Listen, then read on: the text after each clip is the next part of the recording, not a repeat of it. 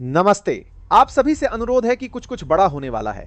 आप ये बात कई बार सुनते रहते हैं कि कुछ बड़ा होने वाला है। तो अब क्या बड़ा होने वाला है? अब तो भाई वाकई कुछ कह दिया था। आपको याद है हमारे किरण रिजिजू जो कि आपके मिनिस्टर ऑफ पार्लियामेंट्री अफेयर्स हैं, उन्होंने कुछ दिन पहले कहा था कि भाई एक क्रिटिकल बिल पास होना है। जो शेष बचा हुआ सत्र है, बजट सत्र, उसमें एक क्रिटिकल बिल पास होना है। क्रिटिकल बिल तो भाई बड़ा ही होता है। तो यदि हम कहें कि कुछ बड़ा होने वाला है तो बिल्कुल यदि कोई क्रिटिकल बिल पास होना है तो वह बड़ा ही बात है। इसलिए कुछ बड़ा होने वाला है और उसका एक कंफर्मेशन और मिल गया जब आज विक जारी कर दिया गया कि 9 और 10 तारीख को सारे भारतीय जनता पार्टी के सांसद सदन में उपस्थित रहेंगे। 9 और 10 तारीख को, तो इसका मतलब पैसेज जो है वो 9 को होगा और 10 को होगा। अब इसके बारे में चर्चा चल रही है। अच्छा, उस चर्चा को और बल मिल गया। वह चर्चा और बलवती हो गई जब आपने देखा कि बिहार और बंगाल के गवर्नर बदल गए। तो बिहार में एक ex army officer, x general यानी लेफ्टिनेंट जनरल अता हसनैन को लगा दिया गया और कोलकाता में एक एक्स आईपीएस ऑफिसर जो डिप्टी एनएसए रहे हुए हैं, जी हां, अजीत लोल के अंडर में डिप्टी एनएसए रहे हुए हैं, आर.एन. रवि स्पाई मास्टर के नाम से प्रसिद्ध है, वो भी उनको लगा दिया गया। अब बात यह चल रही है कि साहब एक नई यूनियन टेरिटरी बनाने का प्रस्ताव है। और वो यूनियन टेरिटरी क्यों बनाई जाएगी? वो यूनियन टेरिटरी हमारी ये जो चिकन निक है साहब, ये जो चिकन निक है, इसको बचाने के लिए बनाई जाएगी। इसको बचाने के लिए कई उपाय पहले भी किए जा चुके हैं। आपको पता है, मैं बता चुका हूं आपको कि ये यहाँ पर जो चोपड़ा नाम की जगह है, इस चोपड़ा नाम की जगह पर, और यहां आप देखिए ये किशनगंज में, और इधर डुबरी के ये जो आपका डबरी नाम की जगह है, वहां इधर है डबरी ये, और इधर यहां पर ये 3 जो है वो आर्मी के सेंटर और बढ़ा दिया गया। अब ये बताया जा रहा है लेटेस्ट सुनिए, बिल्कुल लेटेस्ट, बिल्कुल ब्रेकिंग न्यूज। और ब्रेकिंग न्यूज क्या है कि यहां पर एक यूनियन माइलेगन सेंटर भी जे कर रहा है। ये ब्रेकिंग न्यूज यहां पर जे कर रहा है कि टेरिटरी बनाई जाएगी, जो कि ये आप देख रहे हैं, ये है पूर्णिया डिस्ट्रिक्ट, और इसी के नीचे यहां पर है कटिहार, फिर इधर है ये अररिया, और ये है किशनगंज। ये 4 डिस्ट्रिक्ट मिला इलाके ये कहलाती है सीमांचल। और ये सीमांचल में यहां पर 24 सीटें हैं, और इस 24 सीटों में कम से कम 20 जो है वो पूरी कटिहार गढ़ती हैं, और है, आप समझिए, मुस्लिम हैवी सीट्स हैं। तो ये जो 24 सीटों वाला, 24 एमएलए सीट वाला और 4 एमपी सीट वाला ये जो क्षेत्र है, एक तो ये सीमांचल का हिस्सा, ये जो नया सीमा प्रदेश बनने वाला है, जी हां, इसका नाम होगा सीमा प्रदेश या सीमा क्षेत्र, और ये एक यूनियन टेरिटरी होगी। अभी ये क्लियर नहीं है अभी तक कि इसमें लेजिस्लेटिव असेंबली दी जाएगी या नहीं दी जाएगी। मेरे हिसाब से तो ये शायद यूटी होगी, यूटी विद लेजिस्लेटिव असेंबली, क्योंकि इसमें लेजिस्लेटिव असेंबली जोड़ी हुआ है।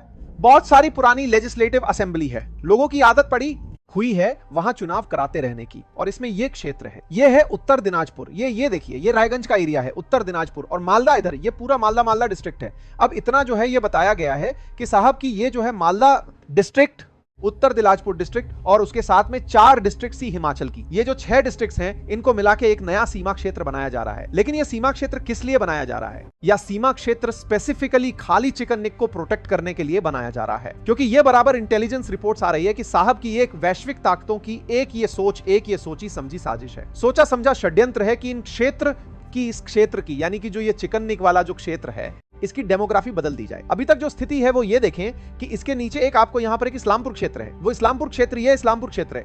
उस इस्लामपुर क्षेत्र में तो मुस्लिम आबादी काफी है, 50% के आसपास है। लेकिन जो ये चिकन नेक प्रॉपर है, ये चिकन नेक प्रॉपर सिलीगुड़ी, ये दार्जिलिंग डिस्ट्रिक्ट में आता है। यहां पर तो हिंदू मेजॉरिटी है 80%। लेकिन आगे क्या रहेगा? आगे की स्थिति को नियंत्रण में रखने के लिए अब यहां पर एक सीमा क्षेत्र बनाया जा रहा है।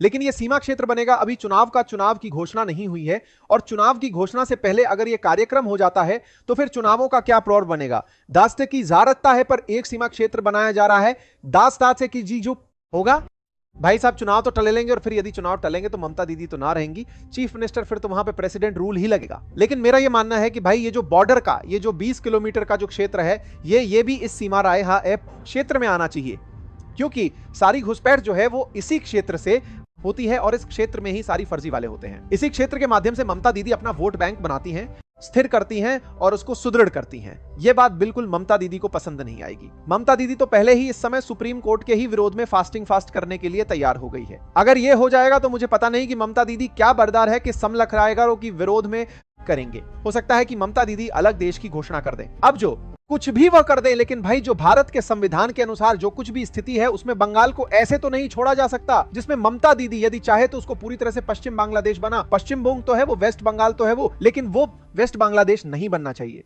वैसे भी आपको पता है कि इस बार जो चुनाव हुए हैं उस बार के चुनावों में ये जो क्षेत्र है, ये पूरा क्षेत्र, ये लगभग पूरा क्षेत्र जो है, इसमें जमात इस्लामी बांग्लादेश ने यहाँ पर जीत हासिल की है। यहाँ 24 यहाँ पर है कॉन्स्टिट्यूएंसी, और 24 की 24 हो वहां जमात इस्लामी बांग्लादेश ने वहां जीत हासिल की है। इसलिए जो इंटेलिजेंस रिपोर्ट्स आ रही हैं वो बता रही हैं कि स्थिति बॉर्डर पर गंभीर होने वाली है और जमात इस्लामी कोई शांत नहीं बैठी है। देखिए, जमात इस्लामी बांग्लादेश ने अभी लेटेस्ट क्या किया है। जमात इस्लामी बांग्लादेश ने अभी, यानी चुनाव हुए कितने दिन हुए, 12 फरवरी को चुनाव हुआ था, और 12 फरवरी को चुनाव के बाद फिर तारिक रहमान जो है वो बना दिए गए प्रधानमंत्री, क्योंकि उन्होंने एक बहुत मजबूत जीत हासिल की थी। उनका जो अलायंस था उसने 212 सीटें जीती थी। उसके बाद महीना भर भी नहीं हुआ है और जमात इस्लामी पुनः सड़कों पर उतर आई है। क्या कह रही है? वो कह रही है कि साहब की चुनाव जो था वो रिग्ड था। अब ये चुनाव की रिगिंग किसने की? यूनुस मियां तो यार तुम्हारे साथ थे जमात इस्लामी वालों। हमारा तो ये मानना है कि जो तुमने सारी की सारी ये सीटें पूरी की पूरी जीती है, ये यहाँ पर बॉर्डर, इंडिया के बॉर्डर के साथ में यहाँ रिगिंग हुई है सबसे ज्यादा, क्योंकि ये तुम्हारे लिए सबसे ज्यादा कि यहाँ पर बॉर्डर, इंडिया के बॉर्डर के साथ में यहाँ रिगिंग हुई है। महत्वपूर्ण क्षेत्र था क्योंकि तुम्हारा यह घोषित उद्देश्य है, तुम्हारा यह घोषित लक्ष्य है कि तुम भारत में बांग्लादेश बसाओगे। ये जो पूरा पूरा बंगाल है, बिहार का बड़ा क्षेत्र है, उड़ीसा है, ये सब तुम्हारे जो ग्रेटर बांग्लादेश के नक्शे में आता है, ये तुम ही लोग प्रमोट करते हो। तो अब तुमको यहां क्या परेशानी हो गई कि अभी तो चुनाव हुआ है और अभी से तुम आ गए। अब इसकी आप तुलना कर लीजिए नेपाल से। नेपाल में आज इलेक्शंस हो रहे हैं, पूर्ण शांतिपूर्ण इलेक्शन हुए। अच्छा, जो इंटरिम गवर्नमेंट आई उसने कोई ढीगा मुश्ती नहीं की, कोई अपने आप को परमानेंट और परपेचुएट करने का प्रयास नहीं किया। जो समय बताया 6 महीने के अंदर चुनाव करा दिए। अब ये 6-7 महीने के अंदर चुनाव कराने के बाद में आज एक नया व्यक्ति बालिंद्र शाह जीत भी गया। कोई हंगामा नहीं, कोई कुछ नहीं। आखिरकार वो हिंदू है ना। लेकिन बांग्लादेश में इस तरह की जो सिचुएशन बनी हुई है उसको देखते हुए ये अत्यंत आवश्यक है कि हम तुरंत इस प्रकार की कार्रवाई करें। जो बाकी बचा जो क्षेत्र है, ये यहां से लेके ये पूरा आपका वेस्ट बंगाल, दार्जिलिंग वाला ये है, और ये पूरा क्षेत्र यहां तक आपके कुछ बिहार तक, ये तो आगे चला गया, ये यहां कुछ बिहार तक, ये जो क्षेत्र है ये एक नया स्टेट बनेगा। ये एक नया स्टेट बनेगा और इसमें जो स्टेट के जो सारे अधिकार हैं वो कंटिन्यू रहेंगे। फिर जो शेष बचा, जो वेस्ट बंगाल है, शेष वेस्ट बंगाल यानी जो दक्षिण वेस्ट बंगाल जिसको बोलते हैं, वो भी एज इट इज रहेगा। यानी गंगा के नीचे ये देख रहे हैं आप, ये गंगा नदी देख रहे हैं आप, ये तो गंगा नदी के लेफ्ट में नीचे जो पूरा वेस्ट बंगाल है वो एज इट इज रहेगा। तो ये है मेरी व्याख्या उस बहुत बड़े काम की जो होने वाला है। जय हिंद, जय भारत, वंदे मातरम।